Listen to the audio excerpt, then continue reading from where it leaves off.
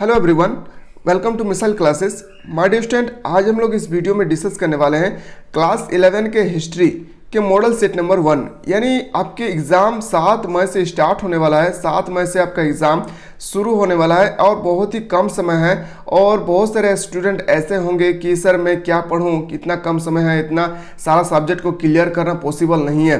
तो मैं आज आप लोगों के सामने आज लेकर आया हूं, ये set number viral set number 1 है। माय डियर स्टूडेंट, अगर आप लोगों को वीडियो अच्छा लगे तो लाइक करें, सब्सक्राइब करें और ज़्यादा से ज़्यादा अपने दोस्तों को शेयर करें। ये जो हम लोग अभी डिस्कस करने वाले हैं, ये सेट 1 को हम लोग डिस्कस कर रहे हैं। इसी तरह से मैं आपको 5 सेट करवाऊंगा, जिसमें लगभग एक सेट में लगभग आपको 40 क्वेश्चन देखने को मिलेंगे।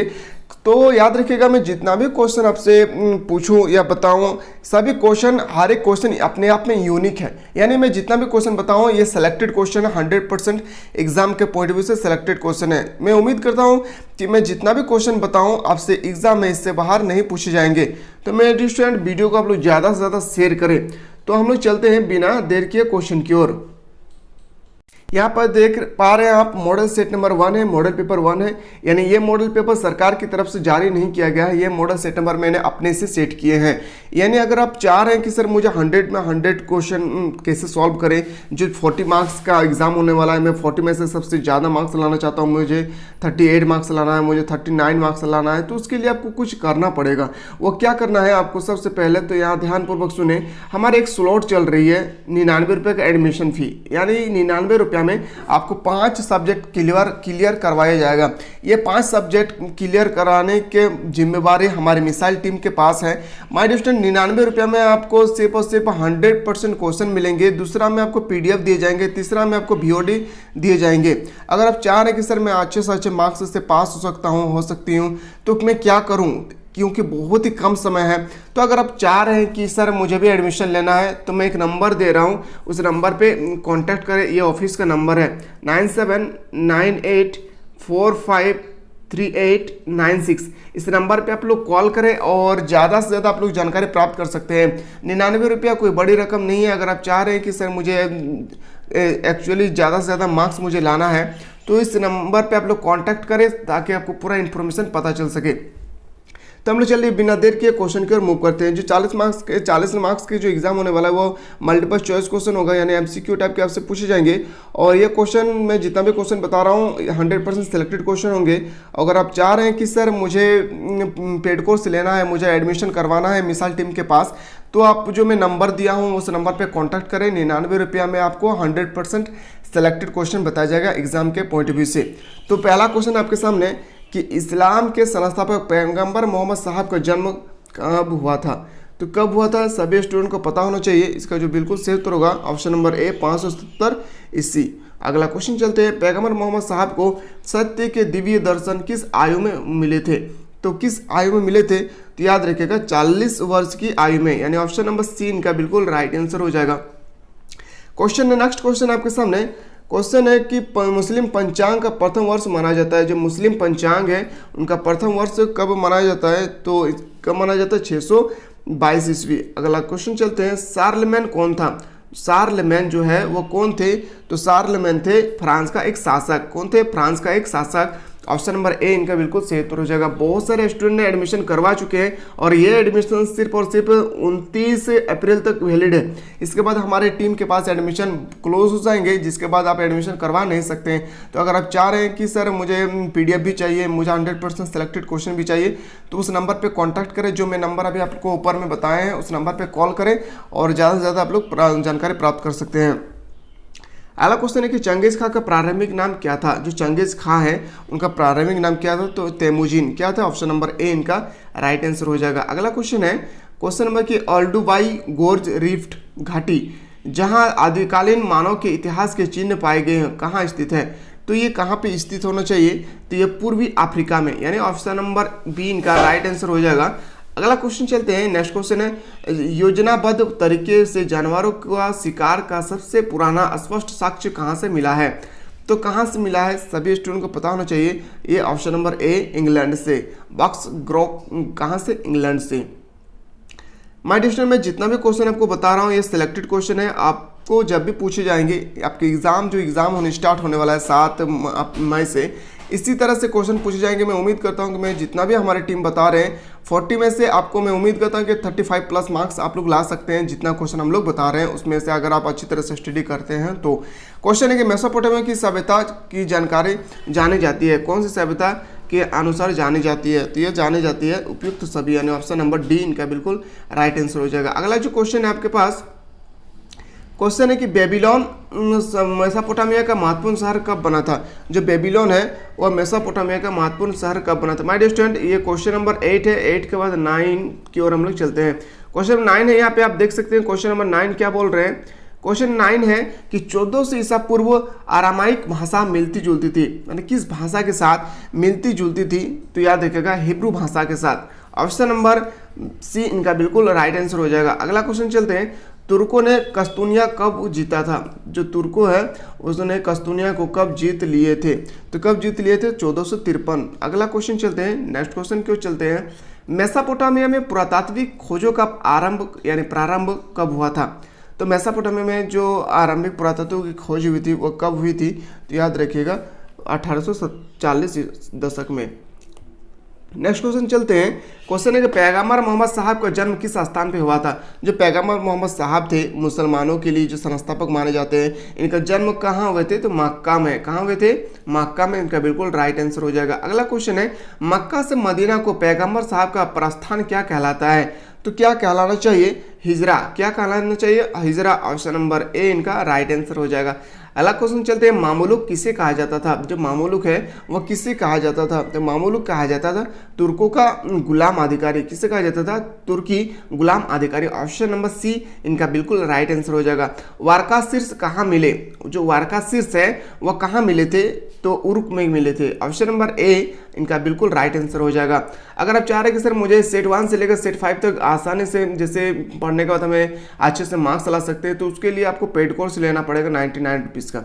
99 रुपीज़ का आप जैसे पेड कोर्स लेते हैं तो 5 सब्जेक्ट के लिए हमारे जो टीम है आप लोगों को PDF से हेल्प कर सकते हैं, 100% सेलेक्टेड क्वेश्चन से हेल्प कर सकते हैं, VOD बैच से आपको हेल्प कर सकते हैं। तो 99 रुपया यानी एक सब्जेक्ट का 20 रुपीज़ पड़ रहा है, ज़्यादा रकम नहीं, आप जल्दी से एडमिशन करवा लें।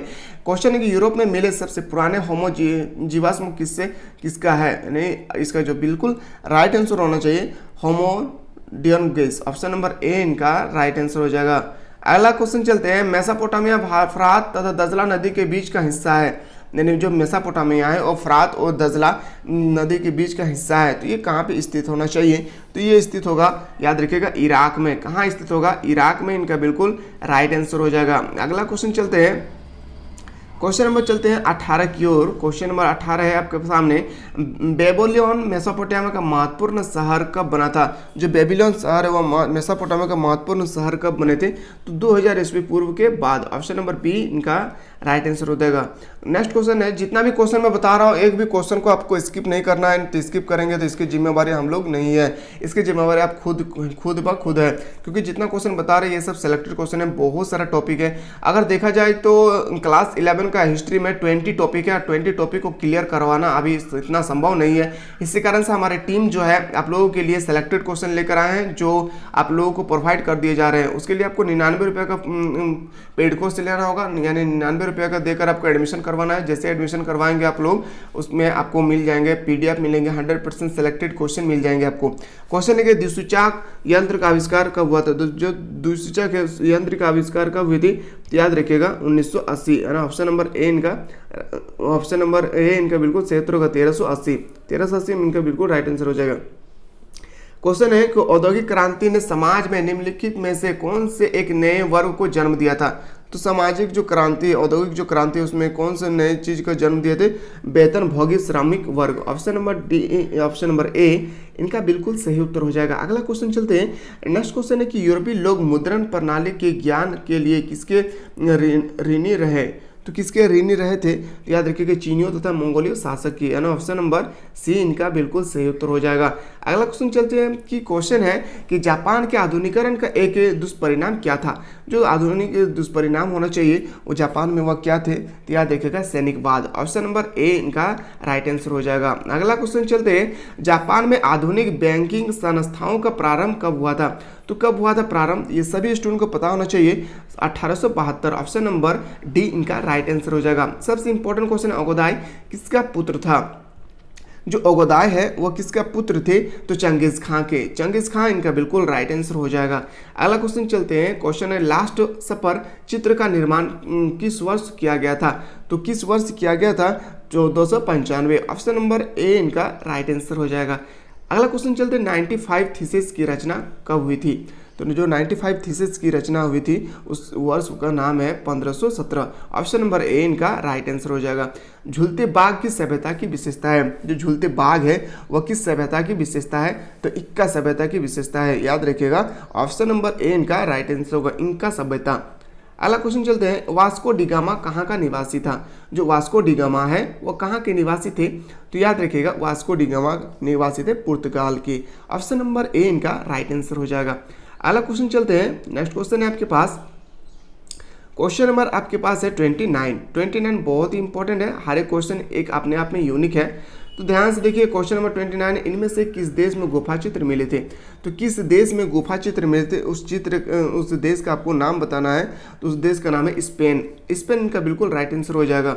अगला क्वेश्चन चलते हैं, नेक्स्ट क्वेश्चन है आपके पास, मुगल साम्राज्य का संस्थापक कौन था। जो मुगल साम्राज्य है उनके संस्थापक कौन थे, तो उनका संस्थापक का नाम था चंगेज खां। चंगेज खां इनका बिल्कुल राइट आंसर हो जाएगा। अगला क्वेश्चन है, औद्योगिक क्रांति के परिणाम में कौन सा सही है।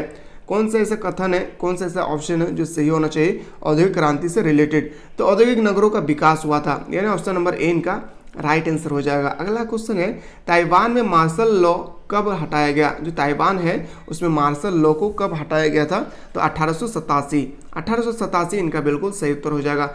अगला क्वेश्चन चलते हैं, जापानी सैन्य बलों का सर्वोच्च कमांडर कौन होता था। तो जो जापान के सैन्य बलों का सर्वोच्च कमांडर होते थे उनका नाम था सम्राट। क्या नाम थे, सम्राट के नाम से हम लोग जानते थे। ऑप्शन नंबर ए इनका राइट आंसर हो जाएगा। अगर आप चाहें कि सर मुझे सेट टू बी करवाना है, मुझे सेट टू बी से अच्छी तरह से प्रिपेयर करना है, तो आप लोग वीडियो को सब्सक्राइब करके बेल आइकन को प्रेस करें ताकि मैं कोई भी वीडियो बनाऊं तो सबसे पहले आप तक पहुंच सके। आप वीडियो को ज़्यादा से ज़्यादा शेयर करें, ये इस वीडियो को उस कैंडिडेट तक माय डियर स्टूडेंट पहुंचा दे प्लीज़ करके जो कैंडिडेट क्लास 11 से रिलेटेड रखते हैं, क्योंकि बहुत ही कम समय है और इतना कम समय में इतना सारा प्रिपेयर करना बहुत ही पॉसिबल है, नॉन पॉसिबल है। माय डियर स्टूडेंट ध्यान से देखिएगा, रूस में मंगोलों का राज्य कितने वर्ष तक रहा। जो रूस है उसमें मंगोलों का राज्य कितने वर्ष तक रहा था, तो 300 वर्ष, यानी ऑप्शन नंबर ए इनका राइट आंसर हो जाएगा। मंगोल का राज्य कब बना था। जो मंगोल राज्य है वो कब बना था, 1921 इनका बिल्कुल राइट आंसर हो जाएगा।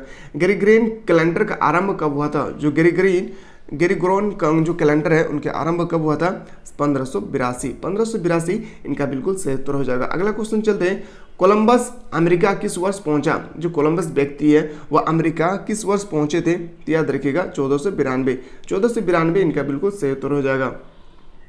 क्वेश्चन है कि कुश साम्राज्य का उदय कब हुआ था। कुश साम्राज्य का जो उदय हुआ था वो हुआ था 1000 ईसा पूर्व। ऑप्शन नंबर ए इनका बिल्कुल सही उत्तर हो जाएगा। अगला क्वेश्चन चलते हैं, पुनर्जागरण कहाँ प्रारंभ हुआ था। पुनर्जागरण कहाँ प्रारंभ किए गए थे, तो इटली में। कहाँ किए गए थे, इटली में इनका बिल्कुल राइट आंसर हो जाएगा। अगला क्वेश्चन चलते हैं, नेक्स्ट क्वेश्चन है आपके सामने। क्वेश्चन है, मनुष्य ने आग पर पकाकर मिट्टी के बर्तन बनाना कब सीखे थे, किस काल में सीखे थे, तो नवपाषाण काल इनका बिल्कुल राइट आंसर हो जाएगा। नवपाषाण काल इनका बिल्कुल राइट आंसर हो जाएगा। ऑप्शन नंबर ए सही उत्तर हो जाएगा। तो माय डियर स्टूडेंट, अगर आप पेड कोर्स लेना चाह रहे हैं तो इस नंबर पे आप लोग कॉन्टैक्ट करें 9798453896। आप जैसे ही पेड कोर्स लेते हैं यानी एडमिशन करवाते हैं 99 रुपये का, मैं उम्मीद करता हूँ कि आपको जितना भी कुछ बताया जाएगा इससे बाहर आपके एग्जाम में नहीं पूछे जाएंगे। तो हम लोग मिलते हैं सेट 2 के लिए, तब तक के लिए जय हिंद, जय भारत, वंदे मातरम।